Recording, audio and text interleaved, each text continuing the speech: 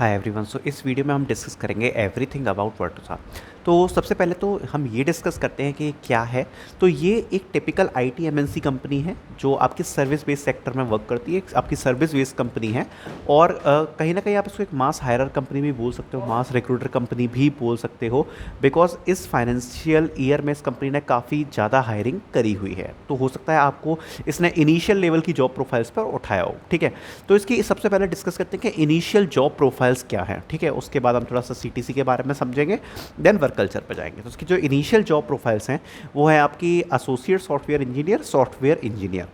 तो ये आपकी जॉब प्रोफाइल है। दोनों में डिफरेंस क्या है? दोनों में ज़्यादा कोई डिफरेंस नहीं होता है, दोनों का वर्क भी लगभग सेम होता है। दोनों इनिशियल लेवल की प्रोफाइल होती है जहाँ से आपका कैरियर इस कंपनी में स्टार्ट हो रहा होता है। ठीक है, अगर बात करूं मैं इसकी सीटीसी की, तो देखो वर्टोसा में सीटीसी काफ़ी ज़्यादा डिफर करता है। आपका 4.5 हो सकता है, 5 हो सकता है, 5.5 होता है या 6.5 होता है। कहीं ना कहीं आप इन चार पैकेज में से किसी पे लाए होगे। इस पर काफ़ी सारे फैक्टर डिपेंड करते हैं। आपके कॉलेज हो गया, आपने वो वाला न्यूरल हैक वाला दिया था कि नहीं दिया था, तो काफ़ी सारे फैक्टर होते हैं। तो उस हिसाब से आपका सीटीसी डिसाइड होता है। तो 4.5 होगा, 5 होगा, 5.5 होगा या 6.5 होगा। राइट, मैं एवरेज 5 को लेके बात करूँगा।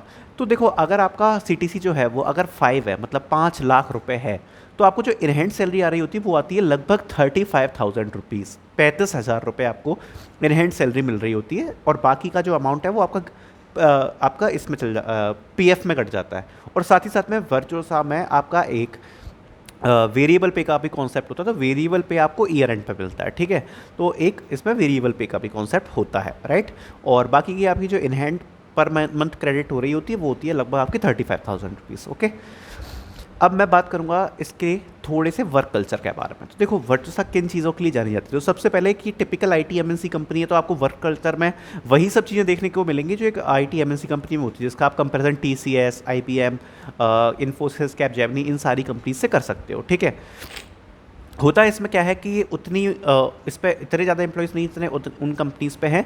तो आपको एक वो वाली फील नहीं आएगी कि आप कंपनी में खो गए हो। वो वाली चीज़ आपको कंपनी में फील नहीं होगी, क्योंकि कंपनी में लोग इतने ज़्यादा नहीं है। राइट, ज़्यादा इतना बड़ा साइज़ नहीं इतना उन कंपनीज़ का है। राइट, दूसरी बात ये कि अगर मैं लर्निंग पर्सपेक्टिव की बात करूँ तो सबसे पहले एज अ फ्रेशर आपको ट्रेन किया जाता है। अब ट्रेन करने के बाद क्या होता है, जब आपकी ट्रेनिंग हो गई तो ये इसमें आपका पर्टिकुलरली डोमेन डिसाइड करा जाता है कि जो आपको ट्रेनिंग मिलेगी वो किस पे मिलेगी। जैसे अभी रिसेंटली जिन बच्चों को ट्रेनिंग मिली है वो जावा, एसक्यूएल, यूनिक्स इन पर मिली है। ठीक है, तो इससे आपका डोमेन डिसाइड करा जाता है। काफ़ी सारी वास्ट टेक्नोलॉजीज पर वर्टोसा वर्क कर रही है, जिसमें मैं अगर बात करूँ तो डीबीएमएस की तो खासकर काफ़ी ज़्यादा टेक्नोलॉजीज़ है, डेटाबेस की काफ़ी ज़्यादा टेक्नोलॉजीज उन पर वर्क कर रही है। तो उस पर डिपेंड करता है सबसे पहले आपको असाइन क्या होगा, उस पर आपकी पहले पूरी ट्रेनिंग्स होंगी।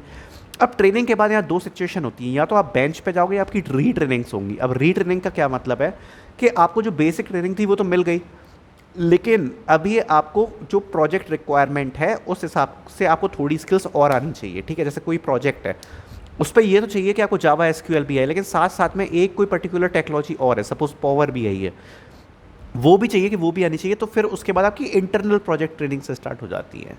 आप एक्सपेक्ट कर सकते हो आपकी जो मिनिमम ट्रेनिंग होगी वो 1 मंथ की तो होगी, लेकिन जनरली जब एज अ फ्रेशर आप ज्वाइन करते हो तो प्रोजेक्ट रेडी करने के लिए जनरली 3 महीने 4 महीने तक की ट्रेनिंग्स नॉर्मल हैं, एक्सटेंड हो जाती हैं। इंटरनल ट्रेनिंग्स मिला के या आउट वाली ट्रेनिंग्स मिला के, बेस्ड अपॉन योर डोमेन, इतनी ट्रेनिंग्स आपको मिल जाती हैं। उसके बाद जब प्रोजेक्ट असाइनमेंट का काम होता है तो इस पर थोड़ा सा डिस्कस करते हैं कि क्या क्या प्रोफाइल्स होती हैं। तो देखो, वर्टोसा में जनरली एक होता है मेंटेनेंस, एक होता है सपोर्ट, डेवलपमेंट, टेस्टिंग। लगभग 4 आप डिपार्टमेंट मान सकते हो कि कुछ लोग डेवलपमेंट में होंगे, कुछ टेस्टिंग में होंगे, कुछ मेंटेनेंस में होंगे, कुछ सपोर्ट में होंगे। राइट, सपोर्ट वाले प्रोजेक्ट सपोर्ट का काम कर रहे होते हैं, मेंटेनेंस वाले कुछ बग फिक्सिंग, कोड फिक्सिंग, इस प्रकार का काम होते हैं, डेवलपमेंट वाले ऑब्जेक्ट क्रिएट करने का काम कर रहे होते हैं, और जो टेस्टर होते हैं वो कोड टेस्टिंग का काम कर रहे होते हैं। तो जनरली इन डिपार्टमेंट में कंपनी डिवाइड रहती है। राइट, इसके बाद जब आप इसमें किसी आपको एक डिपार्टमेंट मिल जाता है तो आपको उस संबंधित आपको मैनेजर वगैरह असाइन हो जाते हैं और फिर आपको उस चीज़ पर काम करना पड़ता है। ठीक है, ये आपके बेसिक आपके 4 मेजर डिपार्टमेंट हैं जो मैंने आपको बताया, जो डोमेन्स जिसको हम बोलते हैं वो ये होते हैं। राइट, चलो इसके बाद अगर मैं बात करूं कि भाई अच्छा ये चीज़ तो मुझे समझ में आ गई, लेकिन आगे ग्रोथ के लिए कैसी है। तो देखो, ऑब्वियसली आपको कंपनी में लर्निंग मिलेंगी, क्योंकि जब आप ऐसा फ्रेशर जाते हो तो अपन को इंडस्ट्री लेवल की कुछ ज़्यादा नॉलेज होती नहीं है। तो जब आप इस टाइप की कोई एमएनसी कंपनी ज्वाइन करते हो, इनका पैकेज इतना ज़्यादा तो नहीं होता है, लेकिन ये कंपनी आपको किक स्टार्ट में अपने कैरियर को आगे बढ़ाने के लिए, प्रोग्रेस के लिए काफ़ी अच्छी लर्निंग्स देती हैं। तो तो ऑब्वियसली आपको काफ़ी अच्छी लर्निंग्स मिलने वाली है, राइट। अब मैं अगर बात करूँ उसके बॉन्ड पीरियड की, तो देखो इसमें आपको 2 ईयर का बॉन्ड देखने को मिलता है जनरली। तो 2 ईयर का अगर आप एग्रीमेंट तोड़ते हो फिर आपको एक वो फिक्स अमाउंट आपको भरना पड़ता है, ठीक है। और 2 ईयर बाद ही फिर उस हिसाब से आपकी हाइक्स वगैरह भी होती है, आपके अप्रेजल साइकिल वगैरह भी लग जाते हैं, प्रमोशंस भी होना आपके चालू हो जाते हैं। और ये सारी चीज़ें आपकी परफॉर्मेंस रेटिंग से ड्रिवन होती हैं, ठीक है। तो ये चीज़ें आई होप आपको मैंने काफ़ी चीज़ें क्लैरिटी दे दी है, आपको समझ में आ गई होंगी चीज़ें, मैंने बहुत ज़्यादा चीज़ें डिस्कस कर दी हैं।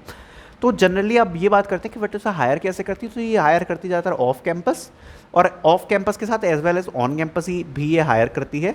और जनरली होता क्या है कि इसके उसमें 2 प्रोग्रामिंग राउंड होते हैं जिसमें आपके कोडिंग क्वेश्चंस आपको देखने को मिलते हैं, आपको कोडिंग क्वेश्चन सॉल्व करने पड़ते हैं, फिर आपको एक टेक्निकल इंटरव्यू मिलता है और फिर एक एचआर इंटरव्यू मिलता है। तो ये इसकी कुछ प्रोसेस होती है। तो पहले 2 राउंड्स में आपके कोडिंग क्वेश्चंस को टेस्ट करते हैं, फिर बाद में आपकी टेक्निकल स्किल्स के ऊपर एक इंटरव्यू होता है, फिर एचआर इंटरव्यू होता है। ये इसकी एक पूरी प्रोसेस होती है।